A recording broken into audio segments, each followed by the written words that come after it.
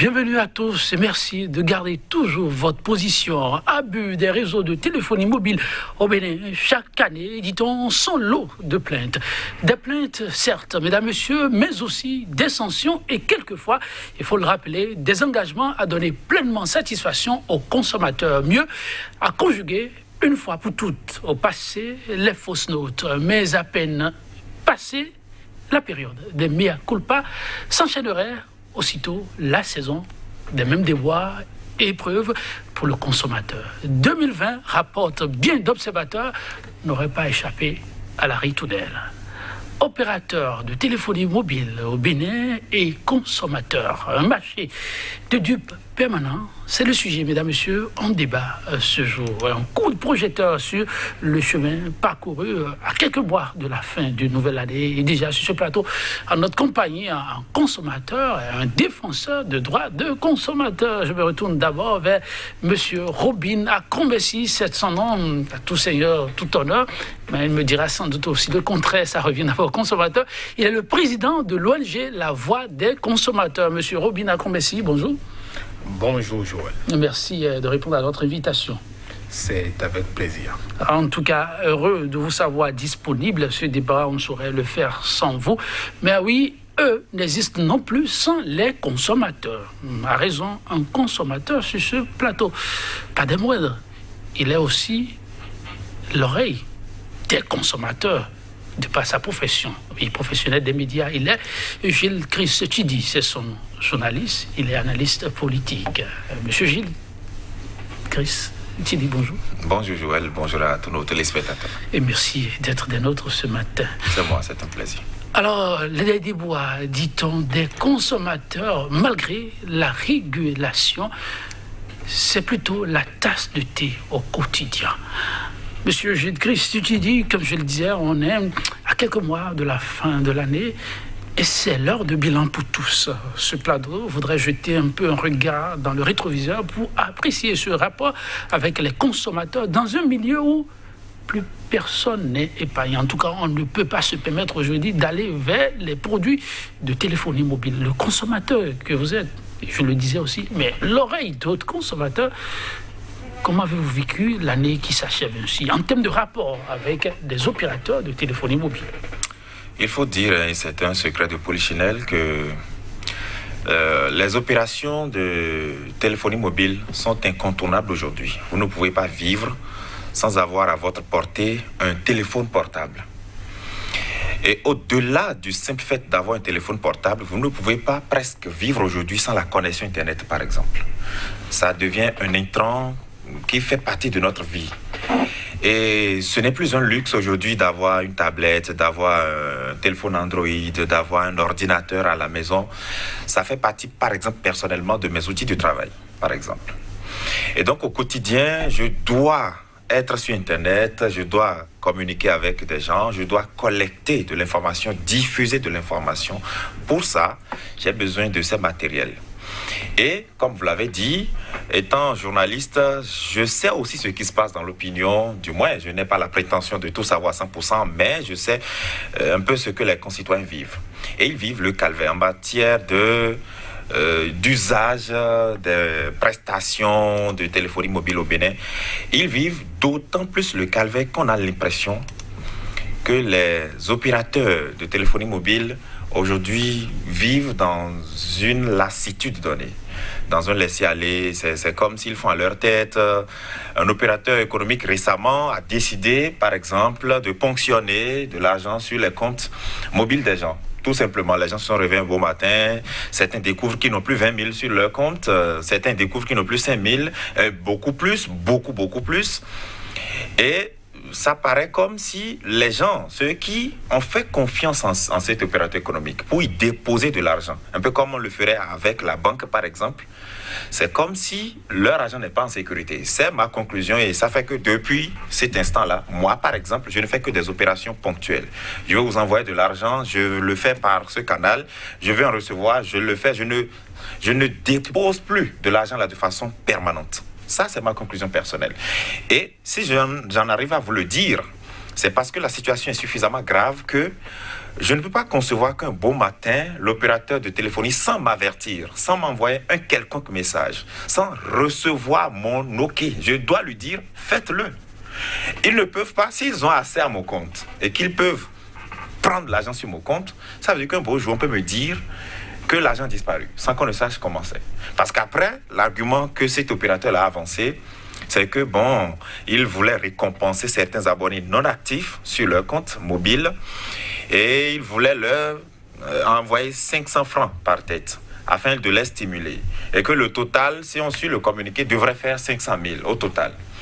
Mais une erreur informatique, enfin, une erreur technique a fait que cet opérateur économique a dû, selon ses arguments, envoyer beaucoup plus, et 6 millions et quelques.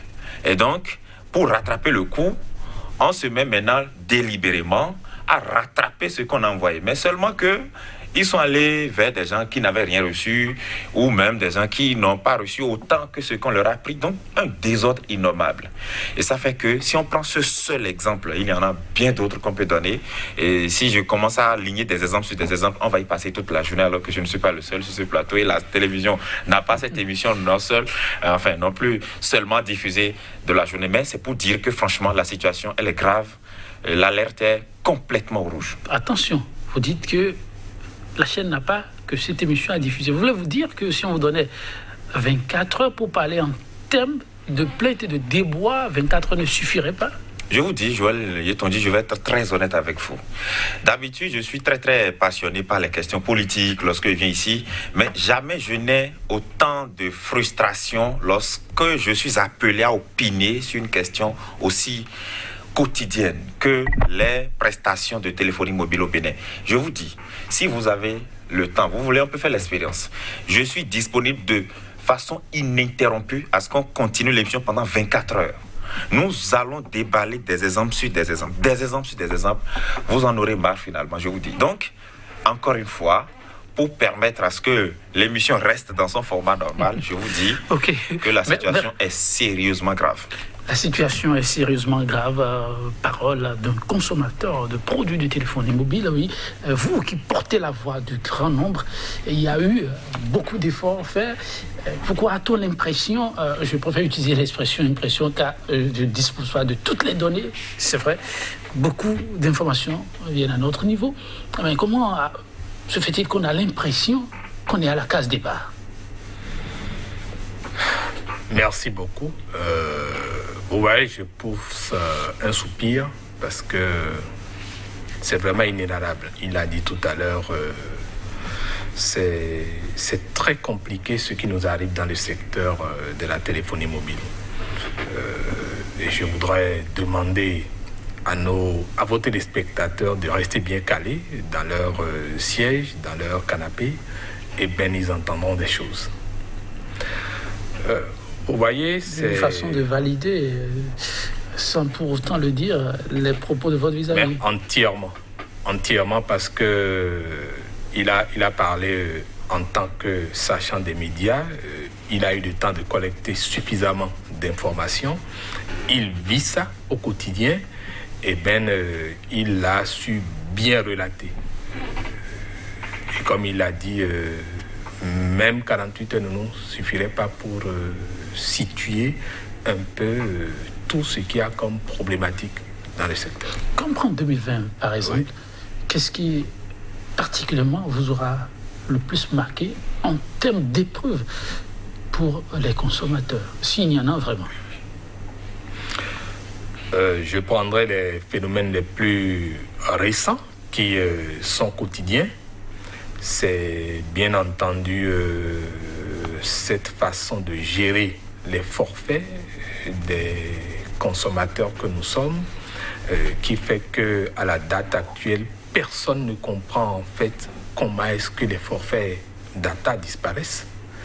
Personne ne peut plus faire confiance aux opérateurs de téléphonie mobile. Il a parlé tout à l'heure de la situation la plus affreuse que nous avons connue au plan financier, puisque là, il s'agit d'une opération qui compromet dangereusement et définitivement, je suis formel, définitivement l'espoir que nous pouvons avoir par rapport à l'inclusion financière au niveau des services financiers mobiles. Voilà une activité qui, par exemple, est très préoccupante pour la BCEAO, la Banque centrale des États de l'Afrique de l'Ouest. Et toutes les banques, globalement, sont désormais intéressées par les émissions de monnaie électronique. On a donné l'agrément à un des opérateurs, le second, il ne l'a pas encore certainement, il continue de squatter une banque, et cet opérateur se permet le luxe d'aller débiter de l'argent sur le compte des consommateurs sans leur aval. Vous voyez, j'aurais bien souhaité qualifier ça, mais ça n'a pas un autre nom. Vous savez, je vous confie quelque chose et vous l'utilisez à d'autres fins. C'est un abus de confiance.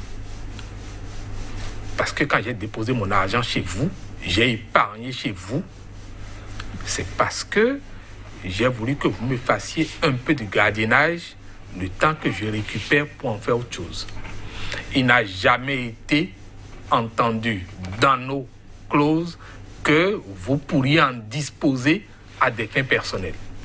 Si vous avez pratiqué une opération de promotion commerciale qui a connu des déboires, en tant qu'humains, nous compatissons avec vous, mais on est sur le plan commercial. Il n'y a pas d'état d'âme à avoir quant à la gestion de nos transactions, des relations commerciales qui nous lient. Ce cas spécifique qui aura fait couler assez d'encre et de salive n'a pas manqué de répondre. Est-ce que ça vaut la peine d'être rappelé à l'heure du bilan? Ah, mais ça, c'est capital. Vous voyez, nous avons passé près de 2 semaines de sorties médiatiques sur ce dossier, en commençant déjà par un point de presse. Et ce qui nous a plu pour une fois, c'est la réaction des consommateurs eux-mêmes qui sont sortis pour aller dans les agences. Vous savez, rien que ça aurait pu amener un tollé de révolte populaire. Et ça, ils n'ont pas perçu ça. Et ça aurait pu déboucher sur quelque chose où, quand ça va devenir incontrôlable, peut-être la police va intervenir, ça peut taper, ça peut créer des morts. Et je ne sais pas. J'espère que... On n'est pas arrivé à ces extrêmes-là. Oui, mais heureusement. Mais le problème, c'est qu'il ne faut plus que jamais cela ne se produise. Il a dit tout à l'heure qu'il a retiré ses épargnes. Quel espoir de développement économique nous voulons avoir avec les populations fragiles pour lesquelles on a créé en fait le mobile money? Parce que c'était destiné à des personnes qui n'ont pas de pièces d'identité, à des personnes qui sont de ressources très limitées et qui pourraient l'utiliser pour faire des opérations économiques. Qui plus est, nous sommes en période de pandémie, Covid-19. Ça devrait servir de bouée de sauvetage pour toute personne parce que ça limite le contact. Quand on parle de distanciation, c'est l'une des manières de manifester la distanciation. Regardez aujourd'hui les rangs que nous avons devant les banques. Voilà des gens aussi auxquels nous avons fait les observations par rapport à ce que c'est un non-respect de la distanciation et c'est une façon de générer des conditions très prolifiques pour la contamination de Covid-19. On laisse les gens sous le soleil, sous les intempéries. Elles sont à peine à 0,50 m l'un de l'autre ou parfois collés. Il n'y a pas de siège, il n'y a aucune disposition. Bref, c'est pour dire ça aurait facilité beaucoup de transactions. Mais quand vous générez tout ça, les gens perdent leur forfait. Vous raclez leur compte. Finalement, vous voyez le consommateur, il est désabusé. Il ne sait plus à quel sein se vouer. Il veut utiliser un service, on l'escroque. Donc, pour nous, ces 2 faits sont les faits majeurs de 2020 qu'on peut considérer même comme une gageure. Alors, parlons du dernier, la ponction. Oui. Quelle a été l'issue réservée finalement à ce dossier? En fait, l'ARCEP Bénin a entamé une instruction. C'est une enquête qui doit pouvoir permettre de situer ce qui s'est passé réellement, parce que mon vis-à-vis disait tout à l'heure 6 millions, en fait c'était beaucoup plus que ça.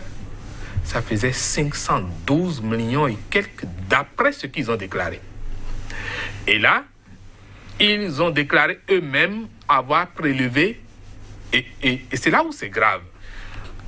Parallèlement, le ministère du Commerce a ouvert aussi une enquête, puisque nous avons saisi toutes les instances. Et le ministère du Commerce nous a invités pour une séance d'échange dans le cadre de l'enquête. Et les propos que nous avons entendus du représentant de l'opérateur étaient totalement en déphasage avec les échanges que nous avons eu avec le directeur général. Pendant qu'on nous disait qu'on s'est arrêté simplement à 70 millions dans l'opération sur 512 millions, lui, il est venu nous déclarer que c'est allé à plus de 200 millions de récupérer sur les comptes. Sérieux? Alors que le directeur général nous disait qu'ils se sont arrêtés à une récupération de 70 millions. Dans la réalité, quelle preuve nous avons qu'ils ont injecté effectivement 512 millions? Quelle preuve nous avons par rapport à ce qui a été prélevé effectivement sur le compte des gens? À combien ils se sont arrêtés? Donc, l'enquête est toujours en cours, okay. Mais ce n'est pas encore au niveau judiciaire. Donc, nous avons encore la possibilité d'opiner largement sur la question. D'ailleurs, ça servirait certainement d'éléments d'enquête qui vont renforcer le travail qui est en cours. Mais le vrai problème se situe encore au niveau des consommateurs. Le vrai problème au niveau des consommateurs. Avant d'arriver au niveau des consommateurs, je me retourne vers le consommateur qui est sur ce plateau. Oui, M. Tchidi, sur ce dossier que les consommateurs n'oublieront pas de sitôt, avec deux grandes questions qui sont revenues tout à l'heure, de la voix du porte-parole de l'ONG, le président en personne, c'est qu'on ne sait pas effectivement, qu'on n'a pas les preuves du nombre de montants éjectés et du nombre de montants récupérés. Là, on apprend que deux montants différents ont été évoqués. Mais en dehors de ces faits, il parle de la question de forfait. Quand on prend cet aspect, est-ce qu'on peut considérer cela vraiment comme un fait majeur? Une situation désagréable. Je vous ai dit tout à l'heure que le fait d'avoir la connexion Internet aujourd'hui s'impose à tout le monde. Vous avez même un gamin de 12 ans, à peine, qui allaient au collège, parfois même pour récompenser les petits, on leur donne de téléphone. Il y a des parents qui ont Wi-Fi à la maison et donc les enfants savent naviguer. Donc la connexion Internet aujourd'hui n'est plus un luxe et tout le monde se connecte. Mais c'est peut-être conscient de cela que les opérateurs GSM aussi abusent de la volonté des citoyens de consommer Internet. Parce que vous ne pouvez pas naviguer aujourd'hui avec une SIM si vous n'avez pas activé un forfait Internet. Vous pouvez choisir, si vous voyez par exemple les offres, vous pouvez faire un forfait de 24 heures, de 48 heures, d'une semaine, d'un mois, et peut-être de façon illimitée. Et dans les forfaits qui sont proposés, par exemple, pour 24 heures, il y a encore différents montants. On vous dit, si vous choisissez de faire un forfait de 500 francs pour 24 heures, vous avez un certain nombre de mégaoctets que vous allez consommer pour 24 heures. Force est de constater que vous avez beau activer cela à 14 pile à l'heure là maintenant, sans même télécharger un quelconque fichier, une image ou rien du tout, vous constatez qu'une heure plus tard, vous n'avez plus le forfait, par exemple.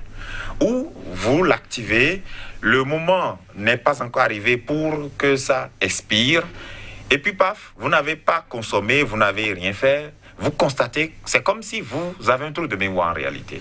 Le forfait disparaît. Donc ça vous arrive comme ça, vous vous demandez, mais qu'est-ce que j'ai fait? Justement, mais qu'est-ce que j'ai fait avec ou alors, vous initiez une navigation, à peine, je vous dis à peine 30 minutes plus tard, on vous dit que vous êtes arrivé à 50%, vous continuez encore, c'est fini.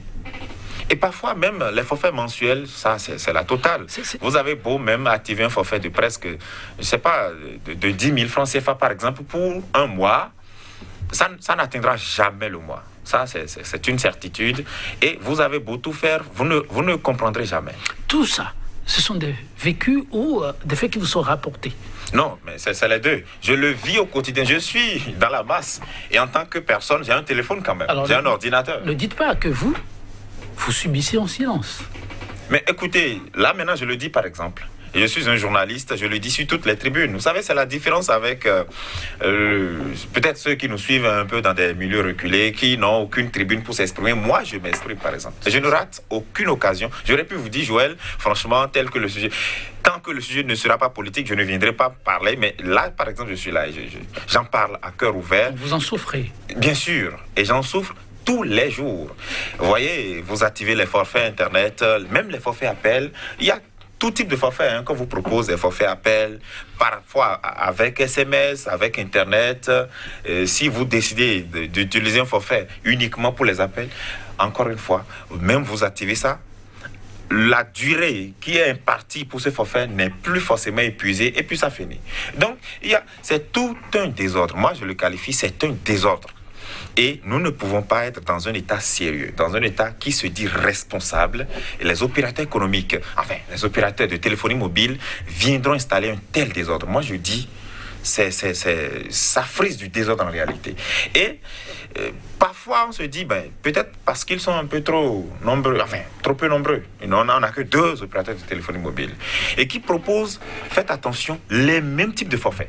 Vous n'avez pas le choix en fait. Vous êtes chez tel, c'est exactement les mêmes offres que vous avez que si vous allez chez tel autre. Donc, parfois, moi, je suis allé pousser ma curiosité. J'ai demandé, mais pourquoi c'est comme ça? Ils ont dit que même avant, parfois, de créer des offres, ils se réfèrent à l'ARCEP qui, lui, dit, oui, effectivement, pour que les consommateurs ne migrent pas tous vers celui-ci, il faut que les offres soient équitables, exactement pareil. Et donc, parfois, vous allez chez tel, vous constatez que c'est la même chose. Ce que vous allez faire avec 100 francs CFA, si c'est forfait Internet, forfait appel, c'est exactement la même chose que vous pouvez faire chez tel autre. Et c'est comme ça. Et l'État est comme ça. C'est comme ça, oui. Mais vous avez de ces retours aussi, même service, pour 2 structures différentes, fait à dessein, si c'est vrai. Avant que vous ne répondiez, est-ce que ce ne serait pas contre le consommateur? Vous approuvez d'abord ce qu'il dit, que c'est exact? Même type de service? Pas totalement. C'est vrai qu'il y a certains où c'est les mêmes valeurs, c'est très vrai. Cependant, parce que les pratiques anti-concurrentielles sont interdites. C'est interdit, ça fait même partie des prérogatives de l'ARCEP. Lorsque vous allez au Code du numérique, par exemple, ça fait partie de ce que l'ARCEP doit faire, veiller au respect des règles de libre concurrence et aussi de lutter, de trancher face aux litiges de pratiques anticoncurrentielles. Libre concurrence, d'accord, mais les nuances dans les produits, est-ce que cela ne permet pas aux consommateurs d'avoir aussi voix au chapitre? Oui, j'y viens. Et pour ça, nous sommes en train de réaliser pour la 2e fois un comparatif des offres commerciales des opérateurs de téléphonie mobile. On l'avait fait pour la première fois en 2017. Ça a eu l'avantage d'activer une farouche concurrence entre les 2 opérateurs, au point où vous avez dû voir, on a eu des forfaits de 40 minutes par exemple pour 500 francs. On pouvait appeler à volo. Les forfaits de 100 francs, c'était autour de 5 minutes et ainsi de suite. Ah oui, c'était la bonne époque. La bonne époque, on se rappelle. Oui. Et que s'est-il passé? Soudainement, vous avez compris que vous avez mené le bon combat, ou bien on vous a dit, venez suivre le travail de ce côté-ci, on s'est accoquiné. Que s'est-il passé pour que la bonne époque fût si courte? Non, on se rappelle cette époque-là, dites-nous. Oui, comme je l'ai dit tout à l'heure, il y a un sérieux problème au niveau du consommateur lui-même. Vous savez, personne ne devrait dormir sur ses lauriers. Personne. Vous avez bataillé pour la bonne époque, mais aujourd'hui, vous trouvez que c'est le consommateur le problème? Comment ça? Oui, c'est ça que je vous explique. Allez-y. En fait, lorsque nous avions eu ces résultats, on en jouissait. Mais en 2015 déjà, l'État avait pris ou était en train de prendre une décision pour augmenter les frais de communication. Nous nous sommes battus pour que cela ne s'applique pas, c'était avec le régime défunt. Mais avec le nouveau régime, en 2017 à 2018, les mêmes velléités sont revenues sur le tapis. Et Vous voyez, une organisation de consommateurs n'est que de ses membres. Elle ne peut être forte, active, capable de faire jouer le rapport de force entre les consommateurs et les fournisseurs que lorsque ses membres sont éveillés. L'éveil des membres, c'est quoi? Nous avons plusieurs armes à notre portée pour nous faire entendre. L'une des armes les plus efficaces, par exemple, c'est lorsque nous ne sommes pas satisfaits par la qualité d'un service ou par le coût, c'est de pouvoir dire « nous refusons de consommer ». Et lorsque vous refusez de consommer, il y a ce bon principe de Sam Walton qui dit « il n'y a qu'un seul patron, c'est le consommateur ». Et il est capable de licencier tout le monde dans l'entreprise, depuis le président vers le bas, en dépensant son argent ailleurs. Je ne suis pas tenu de consommer les services de téléphonie mobile à tout moment. Ça veut dire quoi?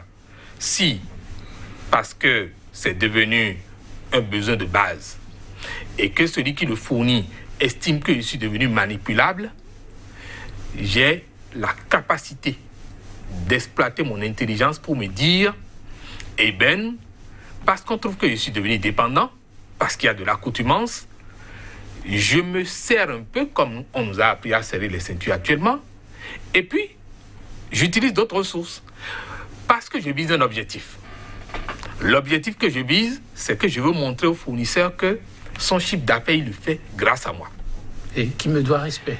Qu'il me doit du respect. Donc, je sacrifie un peu les enjeux que j'ai par rapport aux usages du numérique, et puis je peux dépenser dans autre chose. Pourquoi ne pas se gaver un peu d'autres besoins comme l'éducation, la santé et autres, en attendant, parce que, en fait, lorsqu'on parle des usages, aujourd'hui, nous avons beaucoup de possibilités. Les possibilités, c'est quoi? Quand vous constatez que vous utilisez un forfait individuel ou des forfaits individuels, il y a la possibilité pour vous de passer en mode coworking. C'est-à-dire, vous payez un modem commun pour toute une famille. Dans votre espace de travail, vous payez un modem. Et puis, vous pouvez être à 8 et plus. Ça dépend de la capacité de votre routeur.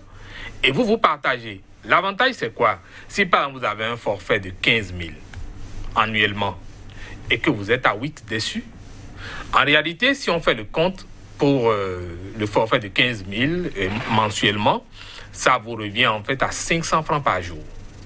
Et vous avez la connexion 24 heures sur 24. Elle peut être de mauvaise qualité. Ça, c'est un autre problème.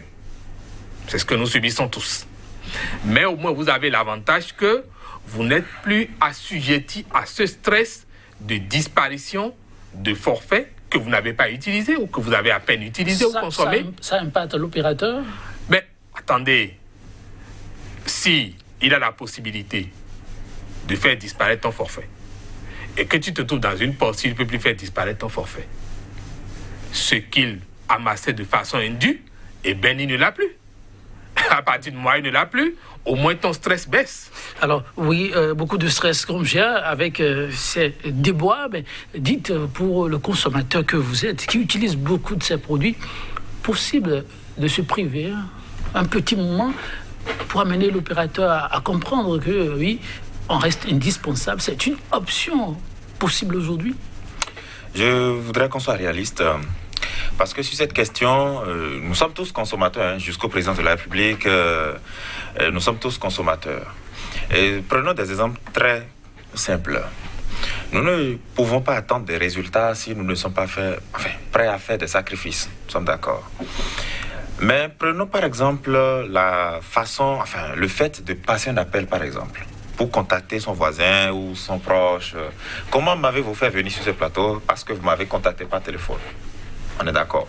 Parfois même, on se contacte par les réseaux sociaux aussi. C'est-à-dire, je ne vais pas forcément donner des noms.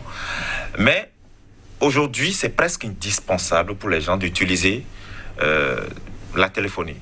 Tout simplement. Et c'est là où, justement, ces appels peinent toujours à prendre. Il y a parfois aussi le fait que les consommateurs n'ont presque pas confiance en ces défenseurs, ceux qui défendent leurs droits. Parce que tout le monde, comment est-ce que, si vous arrivez au tribunal par exemple, et qu'un juge s'adresse mal à vous pendant un procès, comment est-ce que vous le savez? Parce que vous avez pris le temps de vous approprier les procédures en la matière. Vous savez qu'un juge n'a pas le droit de me poser une telle question. Mais vous ne le savez pas, vous y allez, il peut abuser de son autorité, vous subissez parce que vous dites, c'est comme ça que le tribunal fonctionne. C'est exactement la même chose ici. Les gens ont l'impression que, bon, c'est comme ça, on a dit que c'est... Avant, c'est 100 francs, c'était... Vous interpellez la responsabilité de ces associations en termes d'information, c'est cela? Oui, ça dit eux aussi. C'est pas eux seuls. La responsabilité ne leur incombe pas à 100%. Mais parfois, vous avez des voix dissonantes au sein même de ces défenseurs-là. Parce que Robert Akrobessi, ici présent, n'est pas le seul, par exemple, ou son ONG n'est pas la seule à défendre les consommateurs. Il y a plusieurs ONG, plusieurs associations de consommateurs. Et parfois, en leur propre sein, on a l'impression que, bon, ça ne parle pas toujours la même voix, ou que les gens ciblent des actions divergentes à mener. Vous comprenez? On ne cible pas les mêmes actions.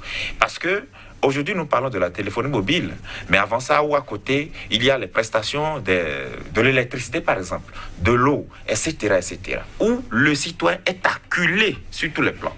Mais il ne peut pas dire, OK, bon, les factures sont trop exorbitantes à la SBE, donc je donne mon compteur d'électricité. À la fin, c'est lui. Parfois, il se dit, ben, je suis perdant encore. Ou bien, je donne mon compteur de don. C'est très difficile pour les gens de suivre ce mot d'ordre-là. Mais, si nous étions dans une nation autre que le Bénin, par exemple, au-delà du simple fait de faire ce mouvement très pacifique, c'est-à-dire tout le monde laisse tomber son téléphone, les gens montent dans la rue, ou les gens assiègent l'opérateur mis en question. On demande même son départ parfois. Et les gens vont l'obtenir ailleurs. Hein. Il y a de petites... des étincelles qui arrivent, et puis le peuple dit non, on ne peut pas de subir ça, nous ne sommes pas des moutons. Alors, je suis plutôt tenté de demander alors au président de l'ONG si vous accompagnez vraiment le consommateur en termes d'information à son droit. Est-ce qu'il sait? Parce que s'il n'est pas informé et s'il ne sait pas qu'il peut procéder d'une certaine façon, ça ne pourra pas prendre. Et la question de l'unanimité de voix, bon, on comprend parfois la divergence fait aussi des forces. Mais c'est quoi le rapport en dehors de ces appels-là pour que le consommateur puisse s'approprier ses droits? Mais rappelez-vous simplement que nous avons eu sur une des chaînes consoeurs, une station de radio, une émission qui a duré presque 4 ans. Oui. Le réflexe du consommateur, sur FM. Oui. Où pendant 4 ans, nous avons éduqué le consommateur, informé, sensibilisé. Nous passions sur tous les autres médias. Mais vous savez, je ne voudrais pas penser qu'on est de mauvais élèves au Bénin, mais si vous passez 4 ans à suivre des informations, de l'éducation sur les bonnes pratiques, les bons réflexes en tant que consommateur, et que vous n'en faites pas usage, est-ce que vous ne trouvez pas que vous devez vous poser des questions à vous-même en tant qu'être humain? Pourquoi penser que c'est l'association qui ne fait pas son boulot? L'association n'est pas là pour aller offrir sa poitrine tout le temps face à la baïonnette. Non, ce n'est pas ça la mission de l'association. L'association est un éveilleur de conscience. Vous amenez à comprendre ce qui est bien, ce qui fait votre droit et que vous devez exercer.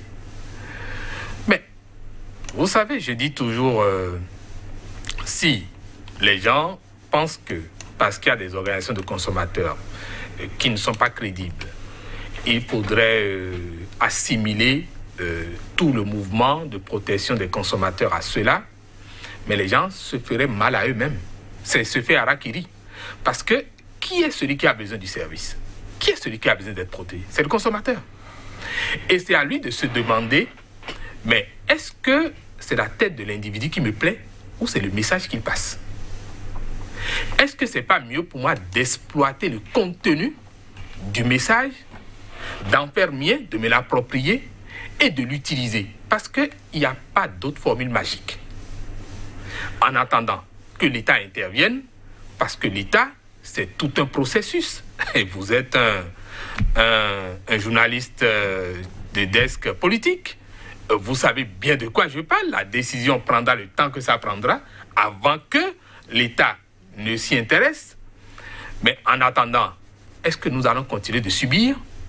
Ça ne se passe pas comme ça non plus au niveau des autres peuples. C'est sûr. Au niveau des autres peuples, je vous donne l'exemple du Sénégal. Lorsqu'on déclenche un mouvement, mais c'est toute la société civile d'abord qui s'y intéresse. C'est ça.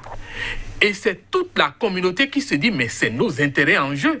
Et bien, on va démontrer que la vie, les consommateurs doivent comprendre, c'est le rapport de force. Les lieux ne sont pas les mêmes. C'est les rapports de force, mais alors, les lieux ne sont pas les mêmes. Donc, ce que j'aimerais vous demander... On ne doit pas continuer de nous apitoyer sur notre sort en nous disant le Bénin est un peuple entièrement à part. Non. Oui, il faut agir. Il faut agir. Je vais quand même vous demander très rapidement, comme on le dit parfois, la répétition n'est pas pédagogique. Sensibilisation, vous l'avez fait.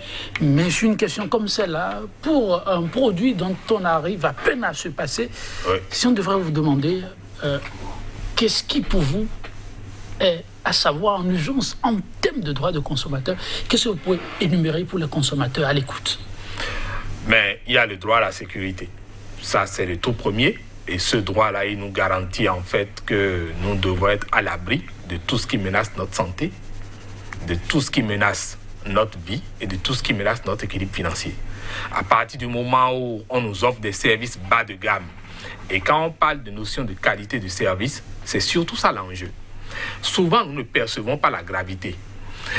Qualité de service. Lorsque il a parlé des forfaits de 500 francs, par exemple, qui vous donnent droit à 400 mots, mais lorsque, si vous voulez télécharger un fichier, par exemple, de 200 mots, et que vous avez payé les 400 mots, vous avez entamé, vous n'avez peut-être pas pu finir le téléchargement et le forfait est parti. Ça veut dire quoi? Les 200 mots ne sont pas intègres. Vous êtes obligé de payer encore un autre forfait. Vous voyez, vous auriez pu utiliser ces 500 francs-là pour avoir 2 téléchargements de 200 mots. Vous êtes tenu maintenant de payer encore un autre forfait de 500 francs. Donc vous voyez, juste pour 200 mots, vous êtes passé à 1000 francs d'achat de forfait. Et qu'est-ce que ça fait? Vous déséquilibrez vos ressources financières. Vous déséquilibrez vos autres besoins. Parce que vous êtes allé prélever maintenant dans les ressources qui devaient servir à d'autres choses pour venir régler juste un problème de téléchargement. Ça entre en ligne de compte pour le droit à la sécurité? Mais bien sûr, puisque j'ai dit, l'équilibre financier du consommateur ne doit pas être menacé. C'est ça. Et vous avez le droit au choix. Lorsque vous vous retrouvez dans ces conditions-là, il faut faire un choix. Je ne suis pas satisfait avec un opérateur, je dois pouvoir essayer avec un autre. Et lorsque j'essaye avec un autre, je dois, avant de le faire, je dois pouvoir analyser. Et c'est pour cela qu'aujourd'hui, nous nous sommes dit, il faut renforcer le comparatif. Il a parlé des offres. Effectivement, il y a certaines offres qui sont les mêmes, mais il y a d'autres qui sont bien différentes. Et vous pouvez avoir plus d'avantages comparatifs avec un des opérateurs qu'avec l'autre. Et c'est en mettant, c'est là notre rôle d'information. En rendant l'information plus digeste, parce que ça va être difficile pour le consommateur, lui, d'aller prélever pour savoir qui offre mieux.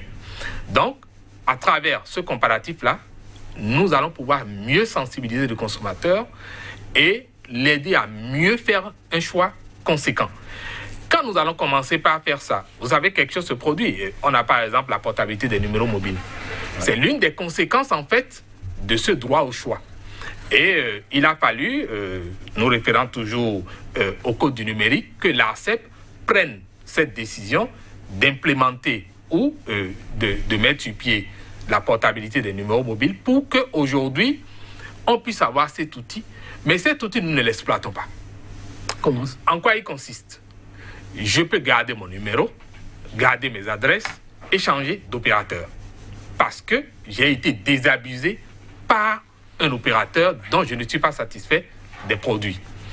Et je ne paye rien en fait.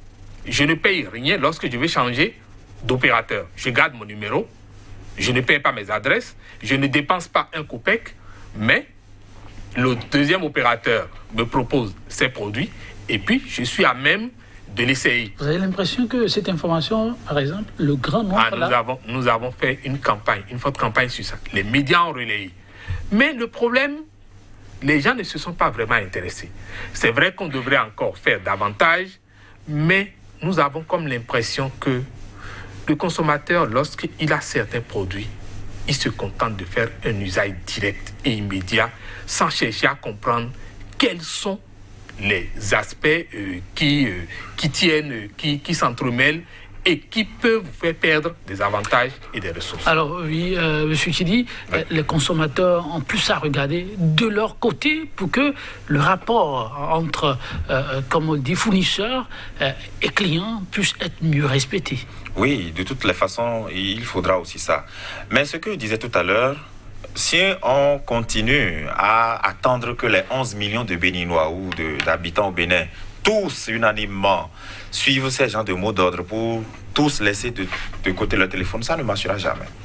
Voyez par exemple, pourquoi au Mali, Beka n'est plus au pouvoir? Est-ce que c'est tout le peuple malien à l'unanimité qui s'est levé? C'est parce que des gens ont été courageux une fois et ils l'ont fait. C'est pour dire, si on constate qu'il y a des opérateurs de téléphonie mobile qui ne valent pas la peine, on n'a qu'à lutter pour soit faire venir d'autres, soit les faire partir. Ceux qui ne sont pas supportables. C'est le vrai combat qu'il faut faire. Bon. Parce que on m'a dit, écoutez, mais on ne peut jamais rien obtenir si on ne fait pas des révolutions.